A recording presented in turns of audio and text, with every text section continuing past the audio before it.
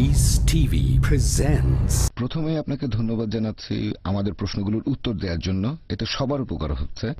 আপনার কাছে আমার প্রশ্নটা হলো, মুহাম্মদ সাল্লাল্লাহু আলাইহি সাল্লামের উপর প্রথম যে আয়াতটা নাজিল হয়েছিল যে ইকরা বিসমি রাব্বিকাল্লাযী, পড়ো তোমার প্রভুর নামে যিনি সৃষ্টি করেছেন।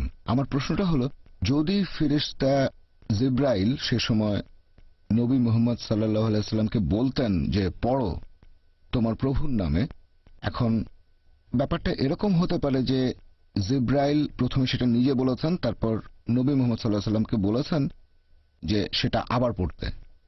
নবী মুহাম্মদ সাল্লাল্লাহু আলাইহি সাল্লামের উত্তরটা ছিল যে আমি তো পড়তে জানি না। হ্যাঁ, এখন আমার মনে হচ্ছে যে ফেরেশতা জিবরাইল নবীকে এমন কিছু দেখিয়েছেন যেটা লেখা ছিল। কারণ যদি শুধু মুখের কথা হতো, মানে প্রথমে ফেরেশতা নিজে পড়লেন, তারপর তিনি যদি নবীকে পড়তে বলতেন, তাহলে সেক্ষেত্রে নবীর কোনো কিছু পড়া অথবা লেখা লাগতো না। আগের কথাটাই আবার বলা, তার মানে কিছু একটা লেখা ছিল সেখানে, আর ফেরেশতা চেয়েছিলেন নবী যেন সেটা পড়েন, কিন্তু নবী উত্তর দিলেন যে আমি পড়তে জানি না। ঠিক। আর আমরা জানি যে কোরআন লিখিত অবস্থায় ছিল না, পরবর্তীতে এই পবিত্র কোরআন বই আকারে প্রকাশিত হয়। তবে অবতীর্ণ হওয়া প্রথম আয়াতটা এরকম বলছে যে সেটা হয়তো কোথাও লেখা ছিল। এখন আপনি এই ব্যাপারে কি বলবেন? ভাই, আপনি প্রশ্ন করলেন যখন প্রথম ওহী নাজিল হয়েছিল ইকরা, নবী বলেছিলেন মা আনা বিকারি, আমি পড়তে জানি না, অক্ষর জ্ঞান নেই। আপনি ধরে নিচ্ছেন এখানে নিশ্চিতভাবে কিছু লেখা ছিল। এটা আবশ্যিক না।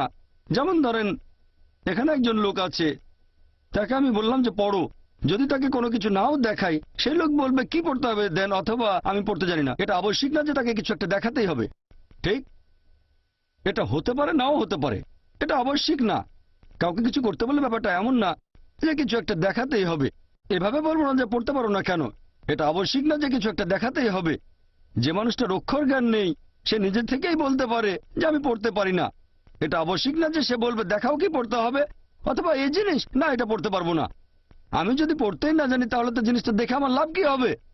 ধরেন কেউ আমাকে বললো জাপানি ভাষা পড়েন, বললাম আমি পড়তে জানি না। আমি বলবো না কোথায় জাপানি ভাষা দেখান, তারপর বলবো চেষ্টা করে দেখি। আপনি আমাকে বললেন ভাই জাকির জাপানি ভাষা পড়েন, বলবো না যে ঠিক আছে আগে দেখান জাপানি ভাষা, বলবো আমি জাপানিজ পড়তে জানি না। ঠিক, বুঝতে পেরেছেন? Peace TV presents.